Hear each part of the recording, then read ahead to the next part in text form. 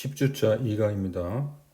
지난 시간에 우리가 봤던 게 이제 구매 통합이라고 그래가지고, 그죠? 내적 통합, 외적 통합, 그 다음에 다기능 조달팀, 그 다음에 공급자 통합, 그 네 가지를 살펴봤죠?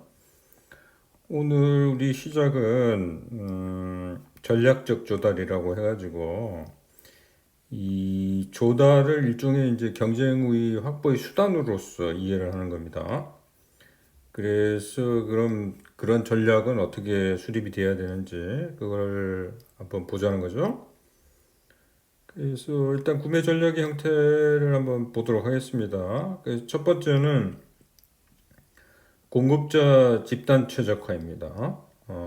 이 얘기는 뭐냐면 공급자 수 있죠? 수하고 구성을 이제 최적화시키는 거죠. 일반적으로는 이제 공급자 수 감축을 하는데 이제 초점을 맞추는 겁니다. 그러니까 공급자 수가 너무 많으면 안 좋다는 거죠. 그래서 공급자 수를 좀 줄이고, 그리고 아까 우리가 쭉 얘기를 해왔습니다만은 장기 계약하는 거, 거기에 대한 얘기를 했죠. 근데 이제 공급자를 또 단일 공급자만 하게 되면 또 위험에 처할 가능성이 있거든요. 그래서 공급자 수는 줄이되 그걸 뭐 단일 공급자까지 이렇게 줄이는 건 조금 문제가 있으니까, 그죠? 그걸 좀 고려를 해야 된다는 거고, 두 번째는 이제 공급자의 품질 관리입니다. 그래서 결국은 뭡니까? 이제 공급자가 공급하는 그죠? 부품, 이런 것들의 이제 품질이 제대로 되어야만 이제 완성품의 품질도 높아지는 거 아닙니까? 그래서 공급자에게 지속적인 품질 개선 노력을 요구를 해야 되고요. 그래서 뭐 요즘 같은 경우에는 뭐 예를 들면 자동차 산업이다 그러면 그 완성차 생산업자가 부품 공급업자한테 이제 요구를 해요. 육시그마를 도입을 해라. 뭐 이런 식으로. 그 다음에 세 번째는 이제 글로벌 소싱입니다. 전 세계를 이제 공급원으로 하는데 이게 물론 이제 비용 절감 차원도 있고 아니면 뭐 품질 차원도 있겠습니다. 그 동기는 뭐 상황에 따라 다르니까요. 근데 이 글로벌 소싱을 하다 보니까는 문제가 생길 수도 있는 거죠, 그죠? 위험 관리 차원에서 문제가 생길 수가 있는데 특히 이제 글로벌 소싱을 하게 되면은 민첩성 이런 거에 이제 좀 문제가 생길 가능성이 높습니다. 그래서 요즘 그 니어 소싱이 요새 강조되고 있어요. 그다음 네 번째는 장기적인 공급자의 관계입니다. 이게 그러니까 장기 계약을 체결해야만 공급자가 이제 설비 투자 이런 게 가능하지 않겠습니까, 그죠? 그러니까 설비 투자를 한다는 자체는 뭐냐면 거기서 이제 원가 절감이 가능하게 되거든요. 그 다음에 다섯 번째가 공급자의 디자인 초기 참여입니다. 이게 아까 얘기했듯이 공급자 통합 얘기를 했죠. 그 다음에 여섯 번째는 이제 공급자 개발인데 공급자와 함께 공급자의 능력 공동 개선 노력을 기울인다는 거죠. 그러니까 공급자를 도와주고 그래서 그 향상이 되면 그게 결국은 이제 원가 절감이나 품질 향상 이런 걸로 돌아오지 않겠습니까? 그러니까 같이 노력을 해서 개선을 해야 된다는 거죠. 그 다음에 일곱 번째는 구매와 관련한 다양한 비용을 파악해서 구매 의사결정에 이제 이용한다는 거고요. 그 다음에 여덟 번째는 이 리버스 옥션이라는 건데요. 이게 이제 왜 리버스 옥션이라고 그러냐면 일반적인 그 경매 있잖아요. 그거는 어 구매자가 여럿이 이제 하는 거 아닙니까? 구매자가 이제 경매 이제 참여 여럿의 구매자가 경매에 참여하는 거고요. 요즘 그 리버스 옥션이라는 게 있는데 이거는 뭐냐면 공급자가 여럿이에요. 그래가지고 이거는 자기가 얼마에 공급하겠다 이제 그 가격을 제시하는 거죠. 그러다 보면 경쟁하다 보면 이제 가격이 낮아지는 거지 않습니까? 아까 일반적인 그 경매에서는 구매자가 여럿이다 보니까 이게 가격이 점점 올라가죠. 경쟁을 하게 되면 그죠? 그러니까 이 리버스 옥션을 그 반대로 생각하시면 되겠습니다. 그래서 이런 것들이 이제 구매 전략의 형태가 되겠습니다.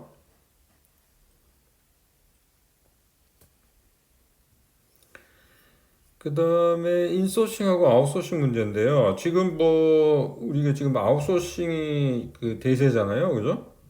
그래서 기업의 핵심 능력 요거 빼놓고는 이제 아웃소싱을 하는 게 이제 바람직하다는 거죠.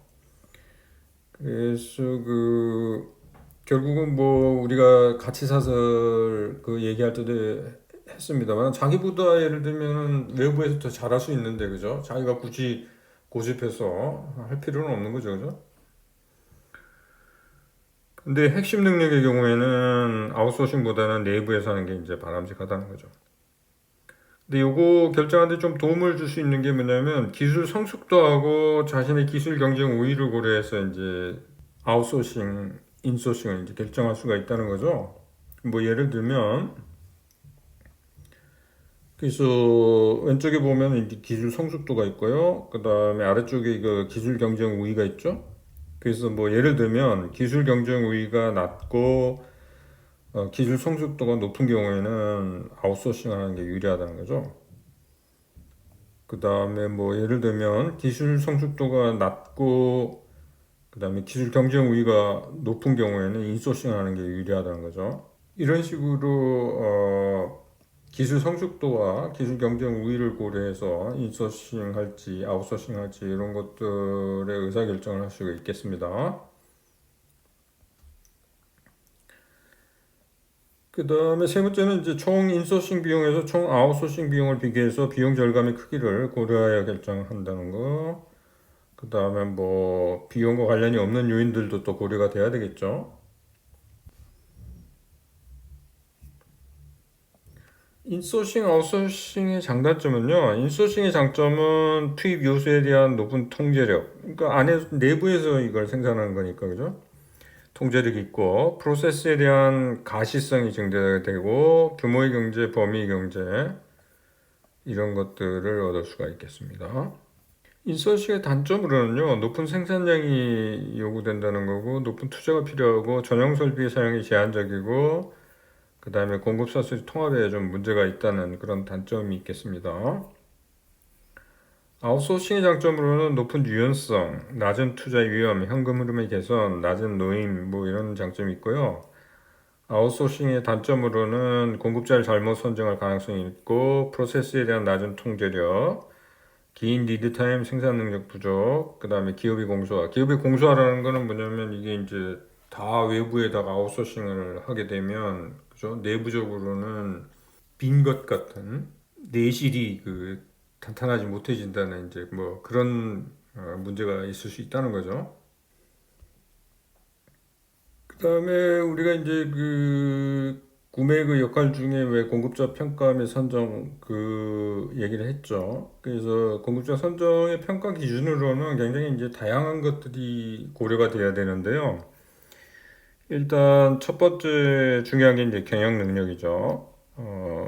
사실 이제 공급자 선정할 때 있어가지고 사실 공급자 사장님 있잖아요. 사장님을 보면은 그 회사를 알 수 있다는 얘기들을 많이 합니다. 보통 보면 중소기업 사장님들 이렇게 좀 만나 보면은 굉장히 사람을 굉장히 중시하더라고요. 물론 뭐 기업 자체에 뭐 여러 가지 고려할 것들이 많이 있습니다만은 경영 능력 이런 것들을 굉장히 많이 보는 것 같더라고요. 두 번째는 이제 작업자의 능력이 되겠습니다. 이것도 중요한 평가 기준이 되겠죠. 세 번째는 이제 비용 구조. 이 비용 구조라는 얘기는 뭐냐면 효율성이랄지 뭐 개선 가능성 이런 것들을 볼 수가 있다는 거죠. 네 번째는 이제 품질에 대한 성과, 시스템 철학 이런 것들도 평가 기준으로 우리가 고려를 해야 된다는 거고, 다섯 번째는 프로세스와 기술적 능력, 여섯 번째는 환경 규제 준수 여부. 이런 것들이 지금 굉장히 중시되고 있잖아요. 우리가 쭉 얘기했던 게 뭐 지속 가능성 얘기하지 않았습니까? 그래서 지금은 하여튼 이제 공급 사슬에 속한 개체들이 다 목표나 추구하는 바 이런 것들 다 일치시켜야 되고요. 우리가 시험 문제도 나왔습니다만은 ESG 경영이 요새 굉장히 대세거든요. 그러니까 굉장히 기업들도 신경을 굉장히 많이 써요. 그러니까 지속 가능성에 대해서. 그래서 이런 것들이 이제 선정의 평가 기준으로 적용이 되겠습니다. 그 다음에 재정적 안정성. 뭐 공급자 그 선정을 해놨는데 나중에 이거 공급자가 예를 들면 어려움에 처해가지고 만약에 문을 닫게 되면은 그죠? 그 상당한 타격이 있지 않습니까? 그래서 이런 것들도 굉장히 중요한 평가 기준으로 이용이 되겠습니다. 특히 요즘 그 아까 왜 공급자 풀을 이제 뭐 최적화시키는 그 얘기를 했는데, 그러니까 수를 좀 줄이되 완전히 단일 공급자로 하면 안 된다 그랬잖아요. 이거 위험 관리 측면에서 굉장히 위험할 수가 있거든요. 그래서 소수로 하되 단일 공급자로 하는 것은 조금 위험성이 있다. 그 얘기를 한 적이 있습니다. 그 다음에 생산 일정 및 통제 시스템 이런 것들도 고려가 돼야 되고, 그 다음에 이커머스 전자상거래 그 수행 능력, 그 다음에 공급자의 조달 전략, 정책 기법, 그 다음에 장기적인 관계 유지 가능성 이런 것들이 이제 공급자 선정의 평가 기준으로 이용될 수 있겠습니다. 그 다음 요즘에 이제 많이 이용되는 게 이조달 아닙니까? 요즘 뭐 인터넷상으로 지금 조달이 거의 대부분 이루어지고 합니다만은 뭐 이조달의 뭐 장점은 뭐 뻔하죠. 운영 비용이 절감되고 조달 효율성이 개선되고 조달 가격이 낮아지고요. 단점으로는 뭐 보안상 문제점, 그 다음에 구매자와 판매자 간의 밀접한 관계 구축이 어렵다는 거, 그 다음에 기술적인 문제점 이런 것들이 이제 단점으로 지적될 수 있겠습니다. 그 다음에 이제 구매 성과 측정과 관련해서요. 이제 구매도 결국은 뭡니까? 이게 평가가 이루어지고, 그 다음에 개선이 이루어져야 되잖아요. 그래서 구매를 이제 성과를 어떻게 측정할지, 이런 것들을 좀 우리가 살펴볼 필요가 있겠습니다. 그래서 측정치로는 뭐 여러 가지 이용될 수 있는데, 첫 번째 가격 성과 측정치입니다. 이거는 뭐냐면, 그러니까 목표 가격하고 실제 구매가의 차이. 뭐 예를 들면 뭐 목표 가격이 얼마였는데 구매를 그보다 낮은 가격에 했다 그러면 굉장히 성과가 높은 거 아닙니까? 그 얘기고요. 시장 가격과 실제 구매가의 비교, 동일 부품에 대한 부서별 구매가의 비교, 목표 가격 달성도 뭐 이런 것들이 이제 측정치로 이용이 될 수 있겠습니다. 그 다음에 비용 효과 측정치라는 건 뭐냐면 구매 비용 감축 노력 이런 것과 관련된 거. 그 다음에 비용 변화 비교. 이거는 구매 전략의 변화로 인한 비용 절감 및 구매 부서나 담당자의 노력의 비용 절감 파악 이런 것과 관련된 거. 그 다음 비용 회피. 비용 회피라는 건 뭐냐면 노력을 하지 않았더라면 지출했어야 할 비용과 실제 구매가의 차이 이거를 말하는 겁니다. 이런 것들이 이제 그 측정치로 이용될 수 있고요. 그 다음에 품질 측정치, 그죠? BPM, 그 다음에 공급 부분의 불량률 이런 거. 100만 개당 불량률이라고 했죠? ppm이라는 거, parts per million이라는 용어를 쓰지 않습니까? 그 다음에 시간 관련 측정치. 이거는 신제품 개발 및 시장 진입 속도, 납기일 준수, 스케줄이나 디자인 변화에 대한 공급자의 대응성, 공급자의 주문, 생산, 사이클 타임 감축 측정치, 뭐 이런 것들이 포함되겠습니다. 그 다음에 기술 및 혁신 관련 측정치인데요. 이거는 공급자와의 신기술 선정 계약 건수, 표준화 및 산업표준 이용도, 뭐 이런 것들이 여기에 포함되고요. 환경 및 안전 측정치, 환경 및 안전 목표 성취도 및 이를 위해 지출된 비용, 이것이 이제 포함되겠습니다. 그 다음에 자산 관리 및 통합 공급사슬 측정치, 재고 회전율, 재고 수준, 수송 비용, 수송 리드타임, 수송 성과, 정시 배송, 주문 리드타임, 공급자와의 스케줄 공유, 공급자가 구매자의 재고 관리를 해주는 건수, EDI나 외부를 이용하는 정도 이런 것들이 여기에 이제 포함이 되겠습니다. 그 다음에 일반 관리 및 효율성 측정치로는 일반 관리 그 측정치로는 뭐 구매 예산 이런 것들이 포함되겠고요. 효율성 측정은 구매 주문 처리 건수, 처리한 품목수 등 이런 것들이 포함되겠고요. 정부 및 사회 관련 측정지인데 이것도 굉장히 그 중요한 측정치로 들어갑니다. 전체 거래액 중 중소기업과의 거래액이 차지하는 비율, 거래하는 중소기업의 수 이런 것들이 이제 측정치로 이용되고요. 그 다음에 마지막으로 내부 고객 만족 측정치. 이건 설문조사를 통해서 이거를 할 수가 있겠습니다. 굉장히 다양한 측정치들이 있죠. 이런 것들을 이용을 해서 구매 성과를 측정하고 측정을 통해 가지고 결국 이제 개선 방안이나 이런 것들이 마련돼야 되겠죠. 자, 그러면 오늘 수업은 여기서 마치도록 하고요. 다음 시간에는 이제 유통 관련된 내용 우리가 공부를 해보도록 하겠습니다.